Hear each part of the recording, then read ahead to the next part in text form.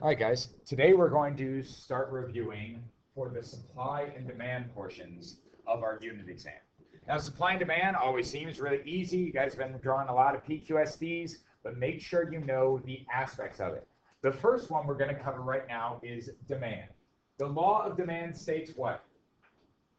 Who knows? Yes. That's right. As price increases, the quantity people demand, or the quantity demanded, decreases. And as the price decreases, the quantity demanded what? Increases. It's really simple. As the price is low, people buy more. As the price is high, people will consume less. Okay? So that's really easy. But let's go a little bit deeper into demand. Okay? What causes the law of demand to be true? Give you a hint. Two effects. No, not scarcity. What two effects? One is the income effect. The income effect states what? Increase your income, buy more. That's more of a change in demand. The income effect is more subtle. Increase your income, you feel like you're more wealthy. Well, when you increase your income, you are more wealthy. The difference is this. As prices of goods are lower, therefore, that makes you what with the money you have? Wealthier. So lower prices means you're wealthier. And wealthier people buy more things. As prices go up, you are in effect what? You're poor, right? Let's say you have 20 bucks now, everything doubles in price. You can buy less. You're poor. Therefore, you will consume what? Less. That's one reason our demand curve will look like this. What's another reason, another effect that causes this to happen? Substitution effect.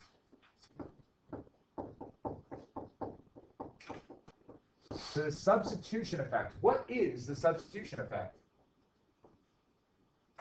It states that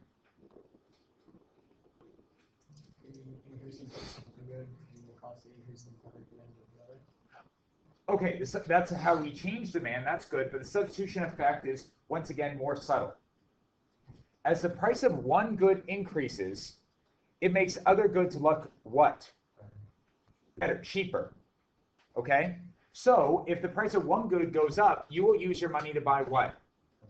Other goods. And if the price of one good goes down, you will spend more of your money buying that good because other goods now look what? More expensive. Now, do make sure that the substitution effect will reinforce the income effect. If you go ahead and let's say you're looking at buying some cans of Coke and the price of Coke goes up, you are poor unless you do what? Buy Pepsi.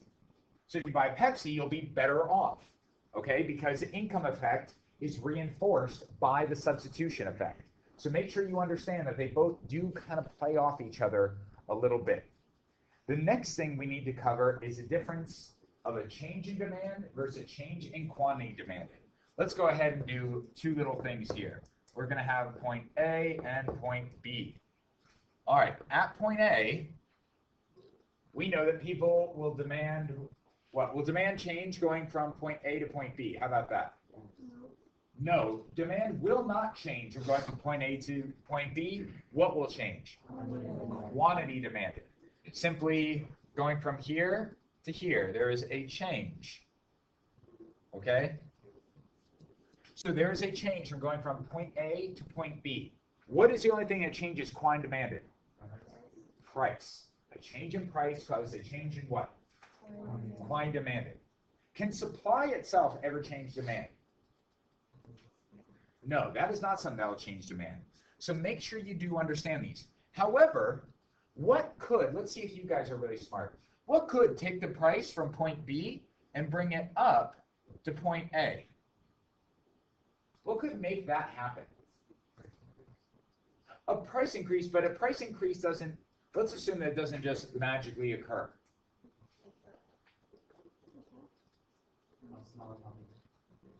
That will cause a change in demand. And remember, a change in demand is when what happens? Right, a change in demand is when everything, the entire demand curve moves what direction? That's right, but as it stands, we do not have a change in demand. We're simply going from A to B. What could cause that to happen? A what? A change in supply. Why would a change in supply? We said change in supply will never cause a change in demand. Very good. This is a change in quantity demand. Okay? So a change in supply. So what would cause something from going from point A to point B? And what kind of change in supply? Right, an increase in supply, which would go in what direction? Up or down? Right or left? And the answer is right. Okay, it would cause a shift to the right. So, for example, if we had our supply curve right here, we could go ahead and shift it to get to point B. So that's how that could work. You guys do understand how that could happen? So can supply change the quantity demanded? Yes, it can. Can it change demand? No. One event can change both, but supply itself will not change the other. Does that make sense to most of you guys? Okay. The next thing we're going to cover is some changes in demand. Okay? Really quickly, I want you guys to be able to tell me, what are some things that could cause a change in demand? Okay? So, we have our original demand curve, labeled D1. Okay, what could change demand at every price or any price? I'm sorry, every price or the same price? What could make the line move? Change the number of consumers. More consumers would cause demand to do what? All right, it's going to cause a shift to the right. Less people would be a shift to the left. All right, what else? Changing consumer preferences, fads, trends. Hey, I go ahead and tell you that those water bottles that you're using have BPA, and you're going to all get tons of cancer. What happens to the amount of water bottles you buy? Ooh, I'm not going to buy many of those at all now. Okay? And what if I say, just kidding, BPA is going to make you live for 1,000 years? Demand would start shifting way out here. By the way, BPA is not going to make you live for 1,000 years. So anyway, the next thing is what? What else could cause a change? Change in income. If everyone gets wealthier, what will happen to demand? I heard a lot of you will say shift to the right, and I'm going to say you're not exactly correct. It depends on the kind of good. What do you mean? Do we care if it's apples or oranges? Okay, we have to go over normal and inferior goods. For a normal good, for our standard normal good, an increase in income would cause a what? Increase in demand. People have more money, they buy more things. If people all get poor, it'll cause demand to decrease. However, if it's an inferior good, what's an example of an inferior good? All right, we can say like ramen noodles is our favorite example, okay? Ramen noodles, go ahead, and when people get poor, they do what? When people are poor, they go, I can only afford ramen noodles, and more people buy it. As you get richer, how many ramen noodles do you buy? A lot less. Does that make sense to you guys? Don't forget about inferior goods. They're an important thing to not drop. So make sure you guys understand that one really well.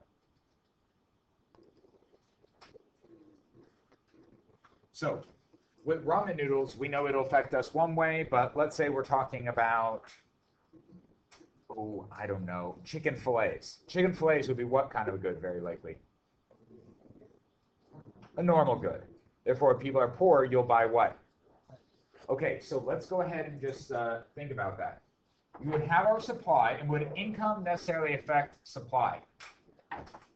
All right, let's say this is our ramen. Okay, and let's say we all got poor. What would happen to price and quantity with ramen? Ramen noodles, everyone got poor. Yeah, step one, demand shifts, and here, let me go ahead and do this. Demand is going to shift which way? Whoop. So demand shifts to the right. What happened to the price and quantity of ramen noodles? As you're noticing, the price is going to, and the quantity is going to do what? Also increase. Okay, but let's think about it in a different way. Okay, let's go ahead and not say we're using ramen. Let's say we're using a normal good. And what's a good normal good? Okay.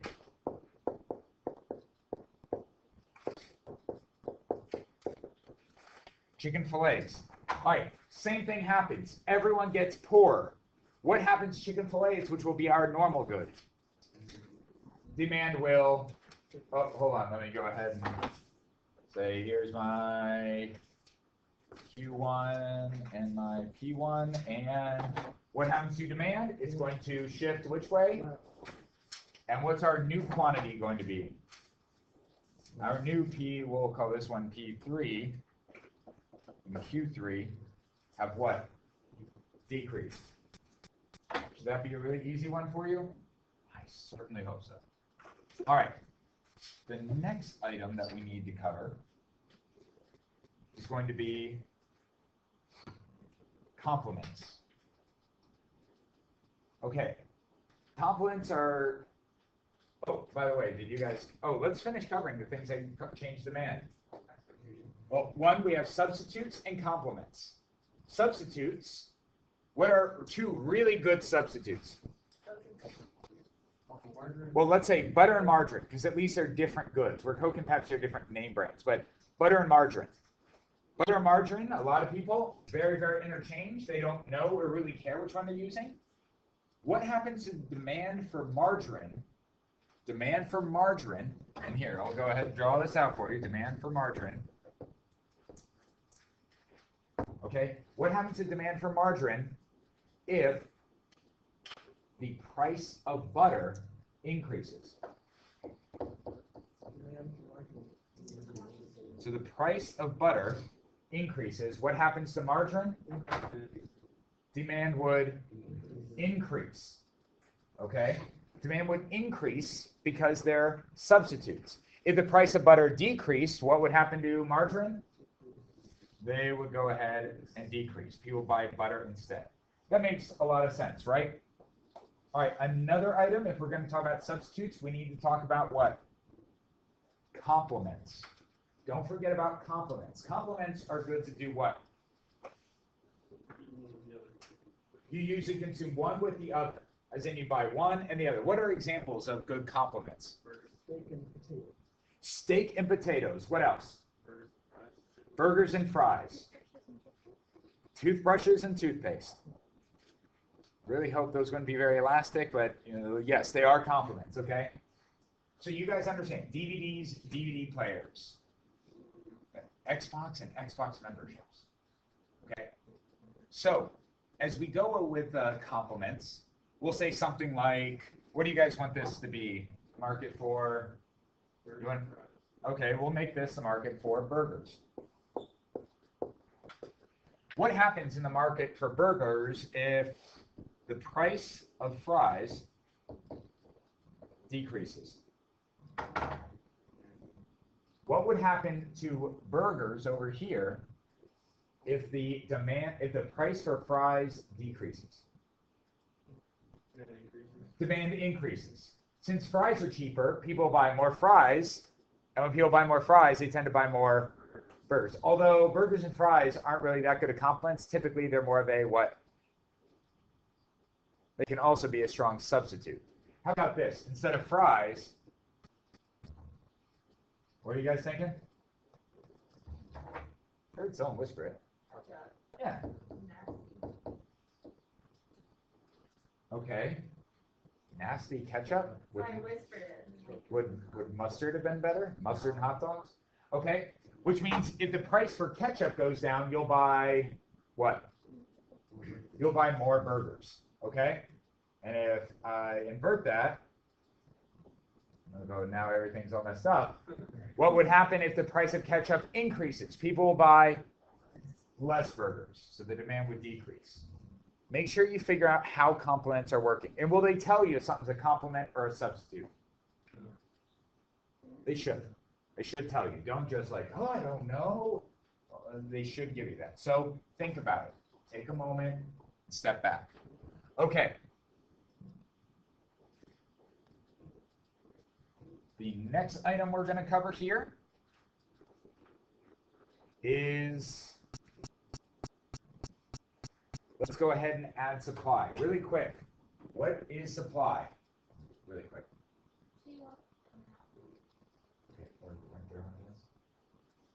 All right.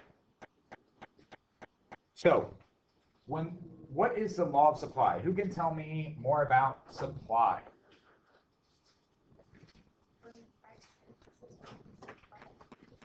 Right. When the price increases, the amount people supply or the quantity supplied will what? Increase. And inversely, when the price decreases, the amount people supply will what? And this is what kind of relationship? Positive. So what should the line look like? There's our supply. Now, let's go ahead and go over what are some of the things that can change supply. All right, a good one is technology. Technology changes supply. Technology means you can make things what? More efficiently. Therefore, you'll produce more at what price? At what? The same or every price. So technology definitely causes a shift. What else could change supply? Future expectations. Let's say you realize that prices of a good you're producing are going to go up next week. How much do you supply right now then? Very little. Why very little? As you know, next week you can get more. Does that mean you'll shut your factory down necessarily? No, it just means, are you going to put it up for sale? No, you might wait, hoard a bunch of it, then put it up for sale. So what would happen when prices increase? Well, then your law of supply increases. You guys understand that? All right. What's another thing that could change supply?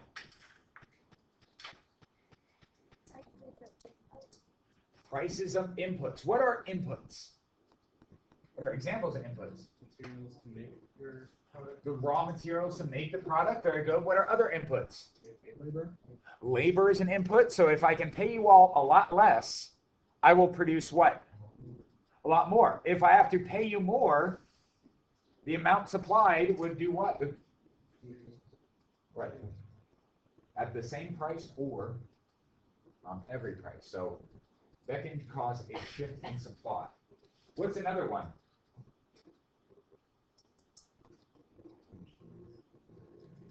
The machines I would use. You mean like a new technology? Yeah. Well, you already said technology. So technology is one. Anything else? Number of suppliers is a good one. I have more suppliers, produce more goods. If I add taxes, that will cause supply to what? Decrease. If I add subsidies, and everyone knows what a subsidy is? So the government does what? It gives you money to do something. So a tax or a subsidy would make supply what? Increase. So we want to make sure we understand that a lot. Okay, so let's go ahead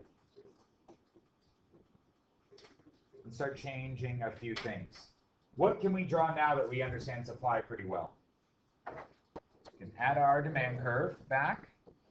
And what do we get right here? That's our equilibrium. So that's our quantity equilibrium, and this is our price equilibrium.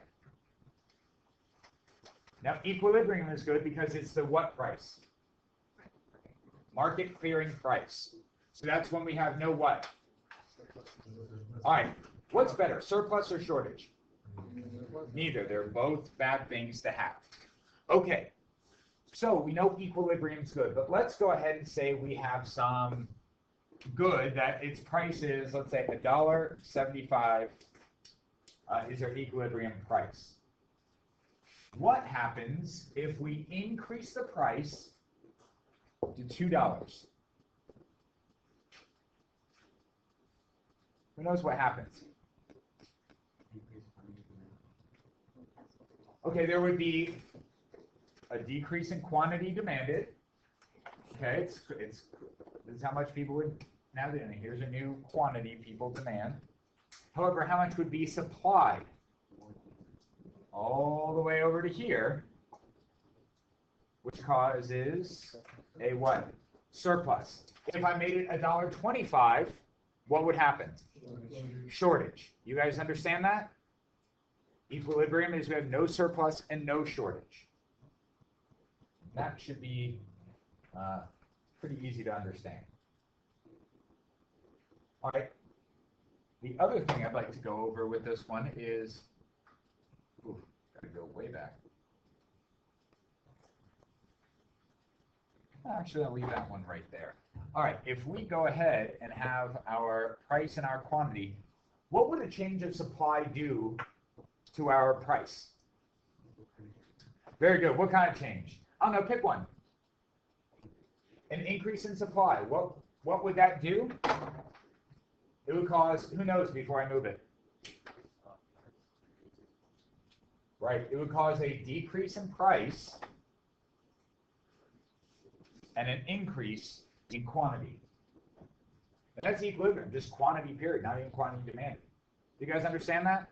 Easy enough. You remember how to do these shifts? Supply goes the other way. It would cause a what? Increase in price, decrease in quantity. Okay?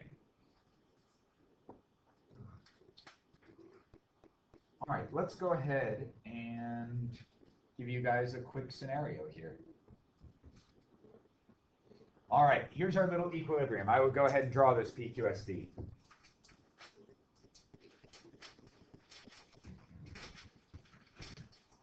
Now let's see what happens. Let's see, say we have the market for wheat, okay, as grains. And our equilibrium price, let's go ahead and make it $20 a bushel.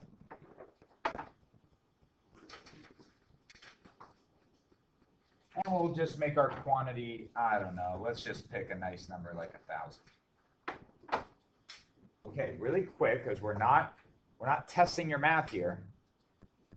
Let's go ahead and say there's a recession.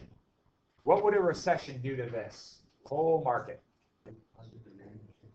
It would cause demand to decrease, and decrease is what direction? We're going to assume that wheat is a what kind of good? Normal good. And so demand decreases. What does that do to price and quantity? It would both what? Decrease. Very good. Okay. What would happen if workers go on strike, and to end the strike, you have to increase their wages? What would that cause to happen here? Supply would shift. Which way would supply shift? We'll go ahead and shift to the left, and that would cause what? Increase in price, decrease in quantity demanded. You guys got this? All right, and if supply increased, then we have what? Increase in price and increase in quantity demanded. Very good. All right. Also, supply has something else. Does supply have complements or substitutes? Absolutely they do. You guys know some of the more famous ones. For example, an increase in the price of, let's say, or an increase in the supply of gasoline would cause an increase in the supply of what other good that's produced usually when oil is natural gas. Very good. Some of you guys have been paying attention to your science classes. All right. So an increase of price, an increase in the supply of oil cause an increase in the supply of natural gas. Anyone know other complements? Things that are produced together? Leather. Steak and leather, yeah. Leather and steak are both produced by the what? By a cow. So if you're going to produce more steak, you'll have more what left over? Leather, and vice versa. All right. Let's check one more of these things. Do you guys know what derived demand is? What does it mean to derive? Yeah, to get from. So derived demand is a type of demand that comes from something else happening. And you're like, well, all demand is from that. And I go, well, it's actually from some sort of supply process. For example, if I have a certain good and the more I sell, the more I can do what at my factory? I can grow and produce, right? So if I grow and my factory gets bigger, I need to hire. Therefore, labor is what kind of demand? Derived demand. It's derived from the demand for my goods. You understand that? Makes sense to you guys, at least some? I hope you understand it. Go look it up if you're not sure what derived demand is, but it will be something that's important to know. Okay, let's go ahead and give you guys a little scenario. All right, let's say we have a person. Let's call her Sally. Sally spends all of her income on, let's say, her car payments, and her rent.